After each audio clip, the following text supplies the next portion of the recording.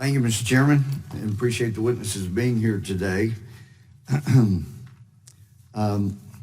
Floris, so did you replace Peter Strzok as Deputy Assistant Director of Counterintelligence Division? Sir, there are 3 Deputy Assistant Directors in the Counterintelligence Division. My particular role is over the Intelligence Branch. Mr. Strzok was not over the Intelligence Branch. He was over one of our 2 operational branches within the division. But he was the one that was briefed by the Intel community IG about Hillary Clinton's private server potentially being hacked.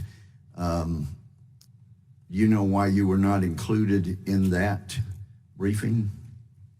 Yes, sir. I did not enter into this position until the fall of 2018.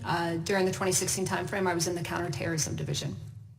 Okay, so you came into your current position after Peter Strzok left? Yes, sir.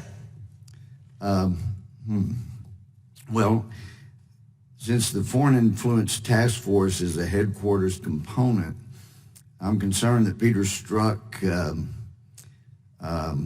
ran 2 of the biggest cases in FBI history as headquarters special cases rather than the traditional way of running cases through field offices. Is the Foreign Influence Task Force running election cases from headquarters now? No, sir. Then can you tell us the reason they were doing so when Peter Strzok was there? So I cannot speak to why things were done or not done during Peter Strzok's time. I can just speak to currently what we are doing in the Foreign Influence Task Force, which is essentially program managing the cases across our 56 field offices. Well, I would think that since there's such a big deal about influence peddling in 2016, even though you came in after that, that you would be a little bit concerned about the influence peddling when Peter Strzok was there. Are you not? Have you not looked into that at all in your current position? Sir, my focus is on the 2020 elections and moving forward. The creation of the Foreign Influence Task Force happened in the fall of 2017. We're laser focused on the elections moving forward. So you don't think there's anything to be learned from looking at what occurred in the 2016 election to help you prepare for what's going on and could go on in the 2020 election? Really, you don't think there's anything to learn from history? So there are always lessons to be learned from history, and what we've learned in 2016, and I can speak strategically, not just what was happening in the FBI, was really a lack of coordination on the foreign influence threat across the entire U.S. intelligence community. We are now better engaged. We collaborate far more on a daily basis. We're working with our social media companies. All of this, lessons learned from 2016, lessons learned from 2018. We're going to continue to put best practices forward as we move into 2020. Well, since you're concerned about 2020, were you aware of President Petro Poroshenko dispatching Olga Vilkova or any other Ukrainian officials to the U.S. to influence our election in 2016? Sir, I'm not familiar with that.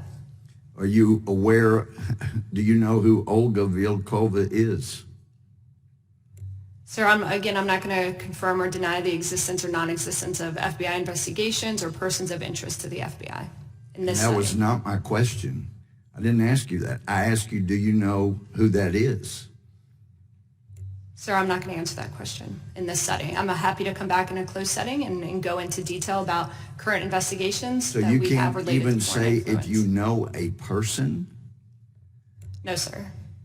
Do you realize you're supposed to be telling us about 2020 and you can't even tell us about whether you know anything about people involved in 2016?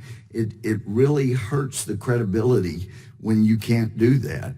Let me ask you, will the FITF run informants against political campaigns? So much in the same vein that the FITF does not run cases, we do not run sources either. We program manage the sources that our 56 field offices run as it relates to foreign intelligence or foreign influence. Well, I have real concern about the credibility of what's happening for 2020 if you can't even tell us that you even know people from Ukraine. So I'm very disturbed and concerned.